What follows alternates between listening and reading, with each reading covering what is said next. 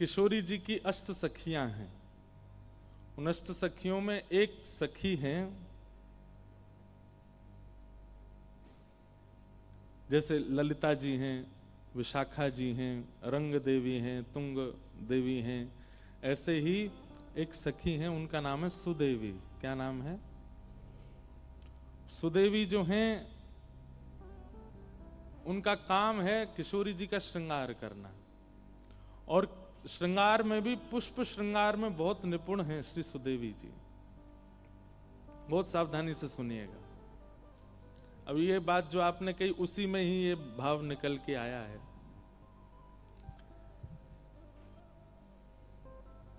हमारे मन में आज कथा में आ रहे थे तो कोई भाव आया, मैं सोच रहा हूं कि बोलूं कि नहीं। जैसे सप्तनिधियों का पद हमने यहां लिखा, आज मन हो रहा है कि अष्ट सखियों का पद भी एक लिखें। और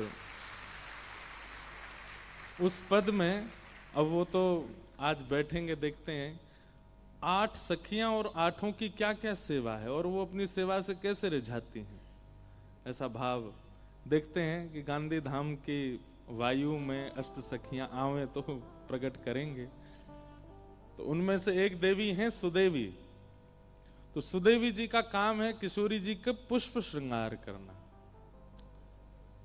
लाडली जी जब विराजमान हो जाती हैं तो किसी की सेवा स्वर्ण श्रृंगार धराने की है, किसी की सेवा वस्त्र संवारने की है, किसी की सेवा, अब ये लीला जो है ये निकुंज की लीला है। कुंज, निकुंज और निभृत निकुंज 3 है। बहुत ध्यान से सुनिएगा, सबके समझ में आने वाली बात नहीं है, फिर भी कह रहा हूं मैं। कुंज में सब लीलाएं होती हैं। गोवर्धन लीला कुंज में होती है, नाग मर्दन लीला, कालिया नाग मर्दन लीला कुंज में होती है, वेणुवादन लीला कुंज में होती है, ठाकुर जी का मधुमंगल श्रीदामा के संग खेल कुंज में होता है। पर जैसे निकुंज में जाते हैं तो निकुंज में वहां किसी और का प्रवेश नहीं है। किशोरी जी हैं, ठाकुर जी हैं और अष्ट सखियां हैं। और निभृत निकुंज में केवल किशोरी जी और ठाकुर जी, वहां अष्ट सखियां भी नहीं। या फिर कभी कभी निभृत निकुंज में वो जा सकता है जिस पर किशोरी जी कृपा कर दे। तो सुदेवी जी की सेवा है पुष्प श्रृंगार की, और आप पुष्प श्रृंगार में इतनी निपुण है, बढ़िया बढ़िया पुष्प कहीं मिल जाएं, उनका काम ये पूरे दिन पुष्प ढूंढना और उन पुष्पों से सुंदर माला बना करके किशोरी जी को धराना। और आप जब पुष्पों की माला आदि बना करके लाती हैं, किशोरी जी के सन्मुख प्रस्तुत करती हैं, तो किशोरी जी इतनी रीझ जाती हैं इन पर, क्योंकि एक तो होता है पुष्प और पुष्प में सुई पिरो करके माला बना देना, पर ये पुष्पों की आकृति इतनी सुंदर बनाती हैं कि जब किशोरी जी देखती हैं तो बहुत देर तक देखती रह जाती हैं। और फिर सुदेवी जी के हस्तकमल देखती हैं, बोले कैसे बनाती हो आप, इतने सुंदर कैसे धराती हो। यही सखियों का सुख है, यही सखियों का आहार है, यही सखियों का जीवन है कि हमारी किशोरी जी हमसे रीझ के, हमसे नेक देर बतिया लें, बस हमारे भाव से वो प्रसन्न हो जाए। हमारी आपकी तरह नहीं, रोटी बनाई, सब्जी में नमक बुरको, हल्दी डाली, लगा दी, भोग है गयो काम नहीं। प्रेम में जैसी अवस्था होती है ना कि प्रियतम रीझे हमारे भाव से, वो सखियों की सेवा है, वो सखाओं की सेवा है। इसलिए हमारे वृंदावन रीति कहती है कि पहले अलियों को प्रणाम करो। अली मतलब सखी, आलियों को प्रणाम करो, वो कृपा करेंगी तब सेवा आवेगी, और जब सेवा आवेगी तब श्री जी का गुणगान गाओ। हमारे वृंदावन भाव में सीधे किशोरी जी को और ठाकुर जी का गुणगान गाने की आज्ञा नहीं है। पहले वृंदावन की सेवा करो, यमुना जी की सेवा करो, सखियों की सेवा करो, तब उनको भजो। तो सुदेवी जी पुष्प श्रृंगार करती हैं और होड़ रहती है सखियों में कि जिनको स्वर्ण का श्रृंगार करना होता है तो स्वर्ण के ऐसे ऐसे आभूषण बना करके लाती हैं, किशोरी जी को पधराती हैं, किशोरी जी खुश हो जाती हैं, आहा कितने सुंदर लग रहे हैं। स्वर्ण के आभूषणों को भी मात देने वाले श्रृंगार पुष्पों से बना करके लाती हैं सुदेवी जी। जब सुदेवी जी का श्रृंगार देखती हैं तो किशोरी जी स्वर्ण के आभूषण उतार देती हैं, पुष्प के आभूषण इतने अच्छे लगते हैं। वैसे स्वर्ण के चांदी के रत्नों के श्रृंगार हम मानवों को ज्यादा प्रिय हैं, पर हमारे वृंदावन चंद्र ठाकुर जी को और किशोरी जी को तो वनमाली भेष बहुत अच्छा लगता है। वन के विविध विविध पत्र हों, पुष्प हों, उनसे श्रृंगार उनको बहुत प्रिय लगता है। ऐसा कहते हैं कि श्री सुदेवी जी जब शीतकाल आता है ना, तो सर्दियों में ठाकुर जी माला नहीं पहनते, सर्दियों में ठाकुर जी पुष्प का श्रृंगार नहीं धारण करते। क्यों? शीतल होते हैं, तो ठाकुर जी को धराएंगे तो ठंड लगेगी। तो सुदेवी जी शीतकाल के समय में मूर्छा में ही रहती हैं। क्यों? क्योंकि सेवा कर नहीं पा रही, ठाकुर जी को दे नहीं पा रहे। तब किशोरी जी के मन में आया कि हे सुदेवी जी, इधर देखो, सब लोग इधर देखो, यहां देखो, ऐसी बात चल रही है, फिरो रसगुल्ला दे रहे हैं लेकिन सबन को ध्यान पापड़ पे ही है, यहां देखो, कथा सुनो। क्या बता रहा था मैं? हाँ, तो किशोरी जी ने जब देखा कि सुदेवी जी ये हमेशा शीतकाल के समय पर विरह में चली जाती हैं, इनको मूर्छा आने लग जाती है। क्यों? सेवा ही नहीं है, पुष्प की सेवा है और वो अब शीतकाल में पुष्प धरा नहीं सकते। तो फिर किशोरी जी कहती हैं इनको दूसरी कोई सेवा दी जाए। क्या ऐसी पोशाक पहन करके किशोरी जी बैठी हैं, मंदम हवा चल रही है, किशोरी जी के केश लहरा रहे हैं, और यहाँ किशोरी जी को जब ठाकुर जी की याद आती तो वो सारी को भेजती हैं, जाके देख के आओ वृंदावन में ठाकुर जी क्या कर रहे हैं। तो फिर सारी वृंदावन आकर के ठाकुर जी का स्वरूप देखती है और उन स्वरूप को आकर के फिर किशोरी जी को वर्णन करती सुनाती है। ये सुख सारी की सेवा और इन दोनों को निपुणता प्रदान करने की आज्ञा सुदेवी की है।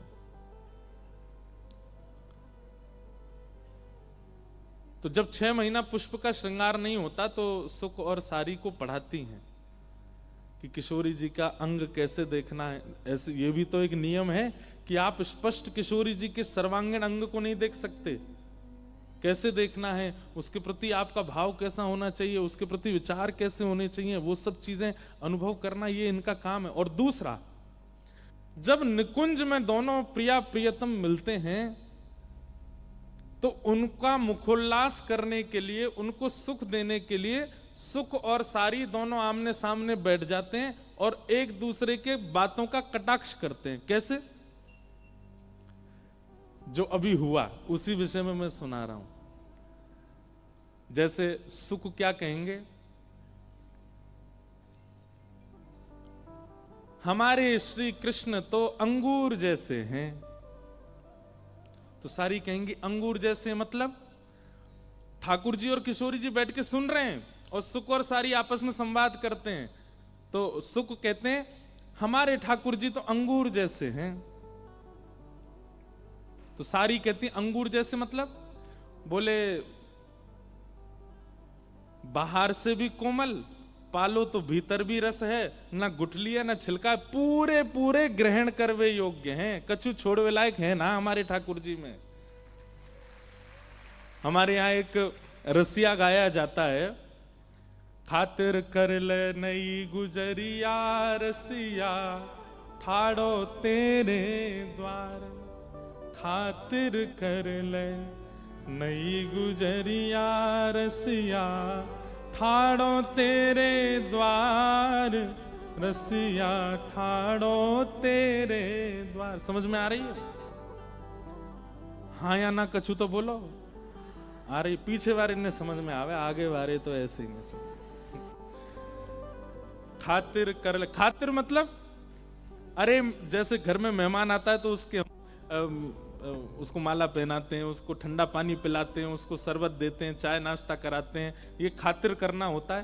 तो हमारे ब्रज में गाते हैं, खातिर कर ले नई गुजरिया रसिया ठाड़ो तेरे द्वार, खातिर कर ले नई गुजरिया रसिया ठाड़ो तेरे द्वार। ये रसिया तेरे नित नहीं आवे, ये रसिया तेरे नित नहीं आवे, प्रेम होए तब दर्शन पावे, प्रेम होए तब दर्शन पावे।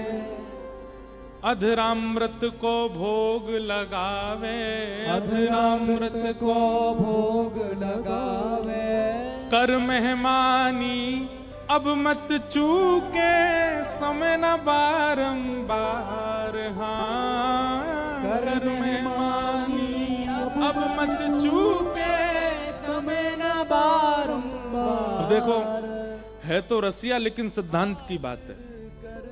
ये रसिया तेरे नित नहीं आवे।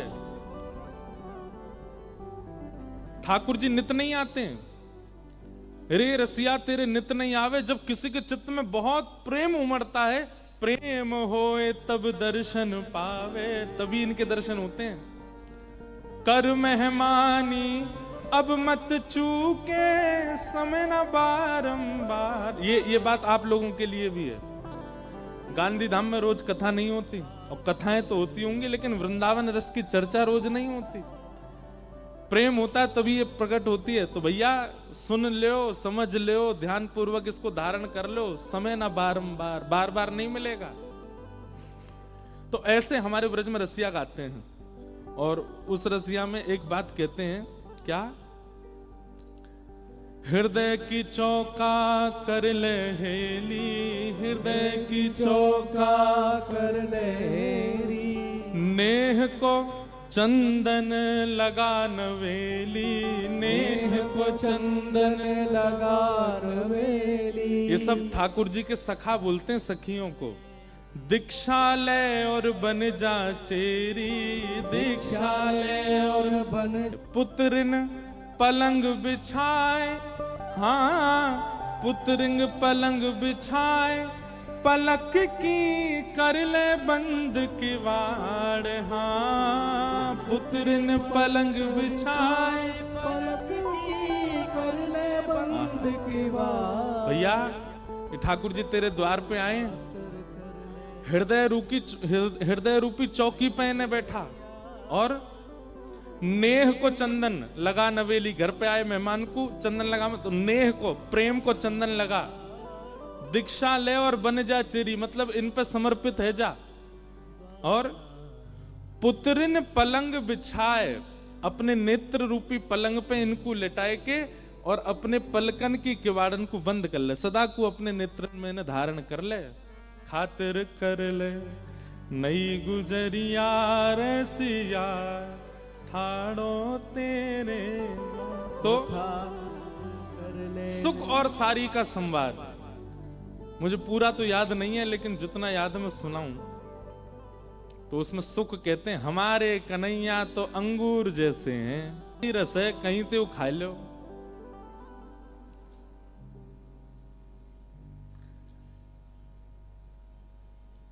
बैठ जाओ भैया, जहां जा कुछ जगह मिले वहीं बैठ जाओ।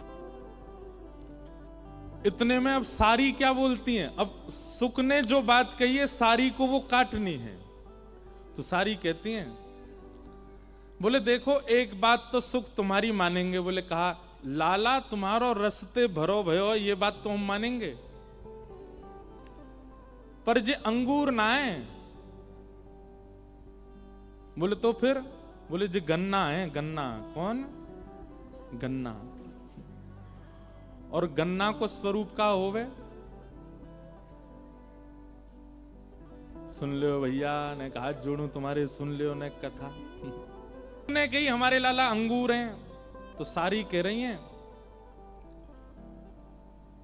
अंगूर नहीं है तो रसयुक्त, पर ये गन्ना है। तो सुख बोले गन्ना कैसे? बोले रस तो इनमें है, लेकिन जब तक इनको मीड़ो नहीं जाएगा तब तक निकरे ना है। या हमारे हम सखीन के हत्ते इनको चढ़ानो पड़े, इनके कान मरोड़ने पड़े, इनकी वंशी चुरानी पड़े, कभी इनको मुकुट चुरानो पड़े, कभी इनकी पीतांबरी लेके भागनो पड़े। जब तक मीड़ोगे नहीं तब तक इनमें ते रस निकलेगो नहीं। या हमारे हमको इनको गारी सुनानी पड़े। ये है सुख सारी का संवाद। अब सुख कहेगा एक बात, सारी उस पर अपना भाव देगी। अब इतने जैसी आपने ताली बजाई, ऐसे किशोरी जी ताली बजाती, वाह वाह वाह, सारी जीत गई हमारी। तो फिर ठाकुर जी कहते हैं, ए सुख नाक कट रही है हमारी, कछु बोल भाई बढ़िया।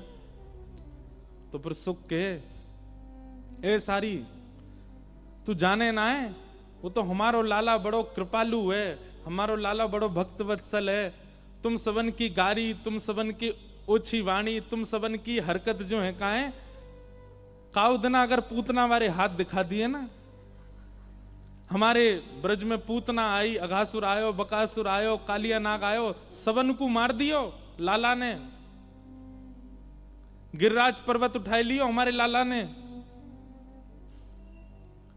तू जाने ना है अभी हमारे लाला के बले। जैसे ही कही कि भैया इनने पूतना मारी है, घासुर मारो, धेनुकासुर मारो, और देख पूरे ब्रज में इनको सब राजा की तरह पूजें।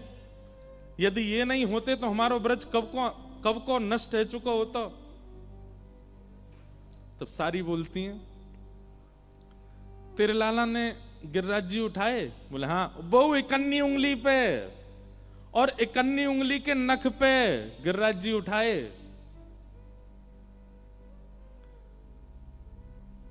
तब सारी के इतनो बड़ो 21 किलोमीटर को पर्वत उठा लियो अपने बाम हस्त की इकन्नी उंगली के नख पे। जय हो।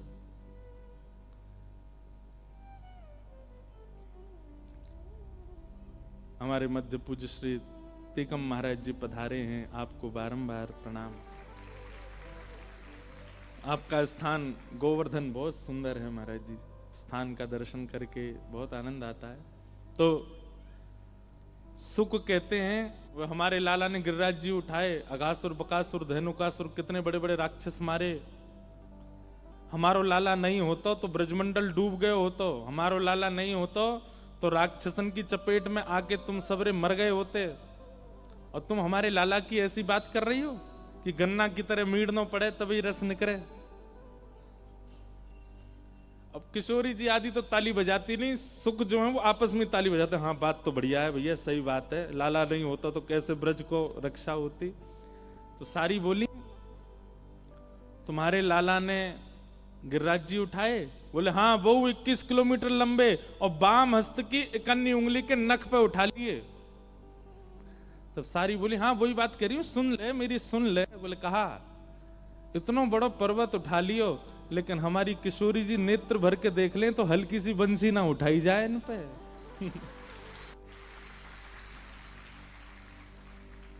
वो भाव कहते हैं ना, जब देखी वृषभानुजा हिय विच उठी हूक, वंशी रह गई हाथ में फिर न लागी फूंक। सारी बोली अरे भैया वो एक इकन्नी उंगली पर उठा लियो, लेकिन यहाँ दो दो हाथ लगाने पड़े तब वो बंसी उठे ना है।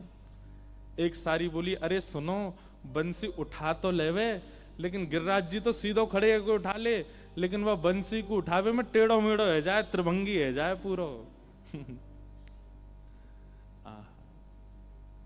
किशोरी जी फिर ताली बजाती हैं। ठाकुर जी को प्रसन्नता तो होती लगे, ए सुख तू नाक कटवा रहो, हमारी कछु तो बोल बढ़िया। ये सुख और सारी को पढ़ाना और इनको लीला में रस संवर्धन करने की सेवा किनकी है? सुदेवी जी की। किशोरी जी की अष्ट सखियों में एक सखी श्री सुदेवी जी। किशोरी जी को बहुत सुख मिलता है इनके इस भाव से। एक हमारे मित्र हैं, उन्होंने मुझे ये भाव क्यों चल रहे हैं आज, उन्होंने अष्ट सखियों के प्रणाम का एक पद भेजा मुझे, इसलिए तब से ये भाव आ रहा था कि अष्ट सखियां, कईयों को तो पता ही नहीं अष्ट सखियां कौन कौन सी हैं। वो अष्ट सखियों को प्रणाम करो सब लोग। कौन कौन सी अष्ट सखियां?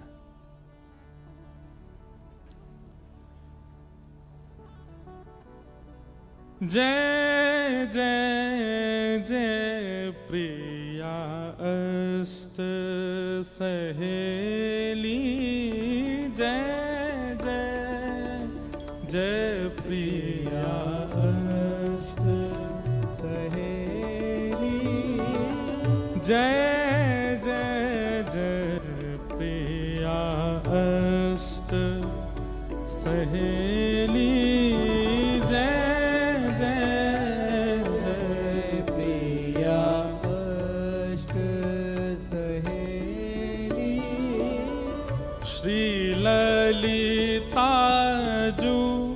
विशाखा चित्रा श्री ललिता जू।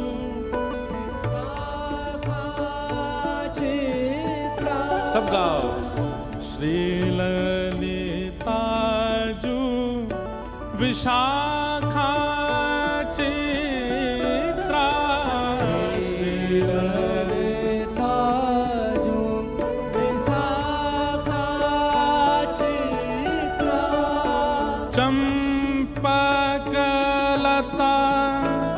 सुघर मन मेली। चंपकलता सुघर मन में। हे जय जय जय प्रिया अष्ट सहेली।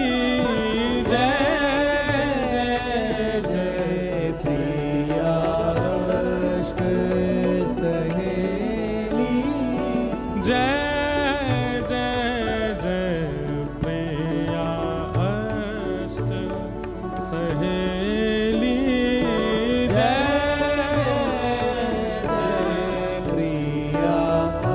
आपको एक बात बताएं, ठाकुर जी के श्रृंगार में जाने से पूर्व, भोग की सेवा में जाने से पूर्व, शयन कराने से पूर्व, जलझारी धराने से पूर्व, उत्सव प्रारंभ करने से पूर्व इन अष्ट सखियों को प्रणाम सबको करना चाहिए। जो प्रेम लक्षणा भक्ति करते हैं वो सब इस पद को याद कर लीजिए, नित्य गाया कीजिए। ये अष्ट सखियां कृपा करेंगी, वृंदावन कृपा करेगा, तभी सेवा निपुण हो सकती है। जय जय जय प्रिया अष्ट सहेली। जय जय अष्ट सहेली। ये 8 नहीं होती तो कभी वृंदावन की निज लीला का प्रकाश नहीं होता। हमारे ब्रज की भाव ऐसा कहते हैं कि श्री प्रिया प्रियतम अपने सुख के लिए कोई लीला नहीं करते हैं। दर्पण हाथ लिए नंद नंदन किशोरी जी से पूछ रहे हैं तुम सुंदर हो कि मैं सुंदर हो बताओ। अब किशोरी जी कह रही हैं कि आप तो ऐसे हो जैसे अंधियार हो। ये सब लीला किशोरी जी ठाकुर जी एक दूसरे को सुख, वो तो सदा सुख में ही रहते हैं, वो तो सदा आनंद में रहते हैं। ये सब सुख अपनी सखियों को देने के लिए ठाकुर जी लीला करते हैं। अगर अष्ट सखियां नहीं होती तो वृंदावन रस प्रकट नहीं हो पाता। कौन कौन सी हैं? ललिता जी, विशाखा जी, चित्रा जी, चंपकलता जी, तुंग विद्या, इंदुलेखा, रंग देवी और सुदेवी। ये अष्ट सखियां, और ये सब कहां प्रकट हुई हैं? किशोरी जी के और श्री ठाकुर जी के अंग से ही इनका प्रादुर्भाव हुआ। इनकी इच्छा जो होती है ठाकुर जी वैसी लीला करते। एक दिन सुदेवी कानों में पुष्प का श्रृंगार धरा रही थी। पुष्प की श्रृंगार करती थी सुदेवी जी। जैसे ही पुष्प श्रृंगार करने लगी इतने में ठाकुर जी ने वंशी बजाई, और जैसी वंशी बजाई तो किशोरी जी उठ के जाने लगी। तो सुदेवी जी बोली, हे श्यामाजू अभी श्रृंगार पूरा भयो नहीं, आप कहां जा रही हो? किशोरी जी बोली, है तो गयो सब श्रृंगार, मुकुट पहन लियो, गले में धारण कर लिया, हाथन में पम। बोले कर्ण फूल तो धारण करो। किशोरी जी बोली, मेरे कर्ण को आभूषण तो श्याम सुंदर की वंशी है, और वाके आगे मैं सब त्याग दूंगी, वाके आगे और कुछ नहीं। तो सुदेवी जी बोली, अच्छा या बैरनी बंसी ने मेरी एक सेवा छीन ली या दारी किए बताऊंगी मैं। सो एक दिन ठाकुर जी सो रहे यमुना जी के तट पे, बढ़िया गहरी नींद में सो रहे थे। रात भर सोते तो है नहीं, राज करते हैं, दोपहर में ही सोते हैं। जब गैया चराने जाते हैं तभी ठाकुर जी शयन करते हैं। गहरी नींद में सो रहे हैं, छोटे से ठाकुर जी के थोड़े थोड़े खर्राटे भी आ रहे हैं। इतने में ही सुदेवी गई, और वहां ने जैसे ही देखी ठाकुर जी के लेटे भय, ये वंशी मेरी सेवा में विघ्न डारे। सो ठाकुर जी की खोच में धरी हुई वंशी धीमे ते निकाल के और चुराए के भाग गई वहां ते। और ले जा करके किशोरी जी के बगल में पधरा दे। किशोरी जी बोली, अरे सुदेवी ये तने कहा क्यों? बोले, ये वंशी या की वजह से आज मैं सेवा ना कर पाई आपकी। मैं आपके कानन में पुष्प धरा रही और ये वंशी की धुन सुनते ही आप दौड़ गई वहां पे।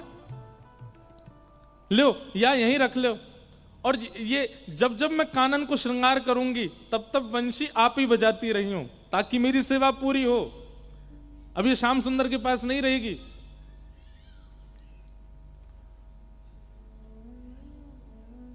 इतने में ठाकुर जी की नींद खुल गई और ठाकुर जी को सबसे ज्यादा प्यारी वंशी है। उठते ही ठाकुर जी ने सब देखो, मेरी बंसी कहां गई? ढूंढने लगे, नहीं मिली। तो ठाकुर जी को तो पता है कि कोई भी चीज मेरी चुरावे की, मैं सबसे बड़ा चोर, मेरी वस्तु चुरावे की सामर्थ्य केवल और केवल ये अष्ट सखीन में, और कोई में नहीं है। तो ठाकुर जी कहीं जाते भी नहीं है और कहीं ढूंढने सीधे वहीं पहुंचते हैं कुंज में। किशोरी जी बैठी हैं, सुदेवी जी सुंदर श्रृंगार कर रही हैं, ललिता विशाखा पंखा जल रही हैं, आदि आदि सेवा चल रही है। इतने में ठाकुर जी गए, हाथ आग करके बोले, दे दो। नाम नहीं बोला सामग्री का, केवल हाथ आग कह रहे, दे दो। इतने में सुदेवी बोली, हम पे ना है। ठाकुर जी बोले, कहां ना है? बोले, जो तुम मांग रहे हो वही ना है। ठाकुर जी, तुम्हें कैसे पता मैं कहां मांग रहा हूं? बोले, हमें ना पता तुम कहां मांग रहे हो, पर जो भी मांग रहे हो वो हम पे ना है। श्यामाजू देखो, आप सब लीला करो, सेवा करो, सब आनंद, मेरी वंशी मत ले करो, या मुंह को दे दो, मुंह पता है आपके पास धरी है। इतने में किशोरी जी ने वंशी निकारी। सुदेवी जी बोली, शी जी आप पे भी मान करनो ना आवे, आप पे भी नेक नेक देर खिलानो ना आवे, नेक में कछु सामग्री लाओ, नेक में दे दें, प्रस्तुत कर दें। नेक भी इन्हें डरा के तो रखा करो, नेक नहीं तो सिर पर चढ़ जाएंगे जी हमारे। वंश इलाके मैंने दी, एक आध दो दिन वह धरी रखती, नेक में निकाल के दे दी। ऐसी हमारी भोली सी किशोरी जी। सुदेवी जी बोली, हे श्याम सुंदर, वंशी हमारी श्यामाजू के पास है और हमारी श्यामाजू जा पे एक बार हाथ धर दें वो फिर इन्हीं की है जाए। अब जी इन्हीं की है। अब या वंशी को नाद आज तक तुमने कियो, अब तक किशोरी जी करेंगी। ठाकुर जी मुस्कुरा के बोले, जे इन पे बजेगी ना, ये बजा ही ना पाएंगे। इतने में सब सखी आई और आंख निकाल करके ठाकुर जी को देखने लगी। हमारी किशोरी जी कोई चीज में निपुण नहीं है, ऐसा है ही ना सके। ये गायन करें तो सरस्वती कान लगा के सुने, ये वीणा बजावे तो वीणाधारी बड़े बड़े गंधर्वजन सामने नतमस्तक है जाएं। अरे गानो बजानो तो बहुत दूर की बात है, हमारी श्री जी जब चले ना, उनके पामन में बंधे हुए नूपुरन के स्वर पे राग रागनी नृत्य करें, और तुम कह रहे हो हमारी श्री जी नेक्सी सी बंसी ना बजा पाएंगी।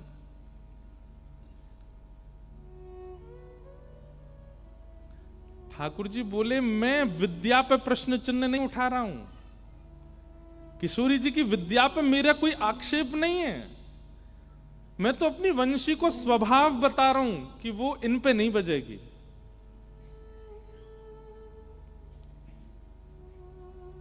सुदेवी जी बोली, श्यामाजू आप दिखाए दो इन्हें, नेक बजाए दो, वंशी बजाए दो नेक। रुको तुम अभी अभी बजा। ठाकुर जी खड़े गए, बजाओ, मैं भी देख रहा हूं, बजाओ। आज अगर ये बज जाए तो मैं भी नंद को लाला नहीं। सुदेवी बोली, ऐसा है सके कि भैया इनने कहीं सौगंध वोगंध दे दी हो। सुदेवी बोली, हरी पत्ती सामने कसम उतारी राम ने। हरी वंशी तो पर जितनी कसम चढ़ी है सब उतर गई, आज तो को बजनो ही है, आज किशोरी जी बजाएंगी। ठाकुर जी खड़े, बोले मैं हूं देखूं। अरे भैया कोई सौगंध नहीं है, कछु नहीं है, फिर भी बजा जाएंगे। किशोरी जी ने जैसे अधर पर वंशी धारण करी, और वंशी धारण करके अपने कोमल मुखमंडल से जैसे ही प्राण पिरोए, नहीं बजी। किशोरी जी ने सबरी उंगली फेर ली, लेकिन वंशी नहीं बजी। ये दृश्य देख करके ललिता विशाखा सब आश्चर्यचकित है गई। हे श्यामाजू, ऐसा कौन सा साज है, ऐसा कौन सा वाद्य है? अरे हमारी किशोरी जी को इतना श्रम भी ना करना पड़े, अरे अधर पर धारण हेती वंशी अपने आप स्वतः बजने लग जाए, हाथन में आती वीणा अपने आप स्वर प्रकट करने लगे, ये वंशी बज नहीं रही है। ठाकुर जी सामने खड़े खड़े मुस्कुरा रहे हैं। ये सुदेवी बहुत देर रही खड़े खड़े, एक सिंहासन लगा, मैं बैठूं देखूं ने कहा देर तो आनंद करूं। ठाकुर जी ने खूब आज आनंद कर रहे हैं, किशोरी जी नहीं बजा पाए। सब ने प्रयास कर लिए, लेकिन अंत में ठाकुर जी बोले अब वापस दे दो, जो वस्तु आपसे बज ही नहीं रही है, आपके प्रयोग की नहीं है, वह वो दे दो। अंत में किशोरी जी बोली सुदेवी देते हो, और सुदेवी जी ले जाकर के वंशी ठाकुर जी को दे। जैसे ही ठाकुर जी ने अधर पर धारण करी और कोमल उंगलियों से छिद्रों को आच्छादित किया, बज उठी वंशी। आज पहली बार ऐसा हुआ कि वंशी नाद सुन करके गोपियों को, इन सखियों को आनंद नहीं क्रोध आ रहा है। और ललिता विशाखा बोली पकड़ लियो, छीन लियो या बांसुरी को और ले करके अपने पामन ते तोड़ दो, चूर चूर कर दो, जमुना जी में बहा दो। अरे अरे बैरणी, अरे तू भी कृष्ण की तरह छली कपटी है गई है, किशोरी जी की सेवा में आई तो बज नहीं रही है, और वहां जाके बजन लगी। ठाकुर जी ने हृदय से लगा लियो, मेरी वंशी को दोष मत दो, तो किशोरी जी के हाथ में क्यों नहीं बजी? ठाकुर जी बोले ये स्वर से नाए बजे, ये फूंक से नाए बजे, ये तो भाव से बजे। और या को मतलब ये नहीं है कि किशोरी जी में भाव नहीं है, ताली मत बजाइयो भैया, हाथ जोड़ू तुम्हारे। गलत अर्थ मत लगाओ।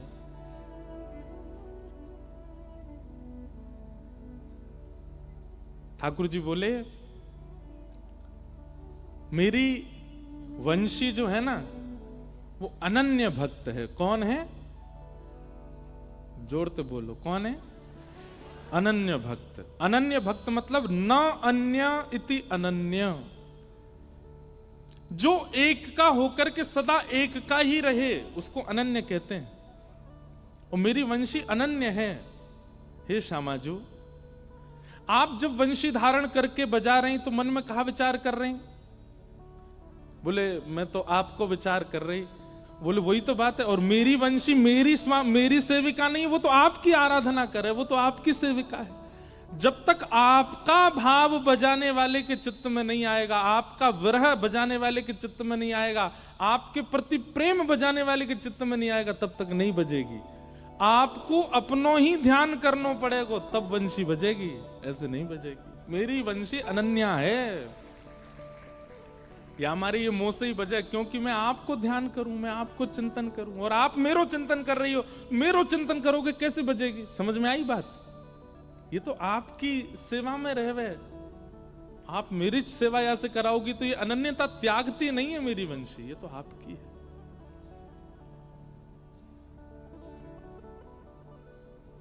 सुदेवी जी को मौत छोटा सा रहेगा, ठाकुर जी अपनी वंशी लेकर के निकल गए।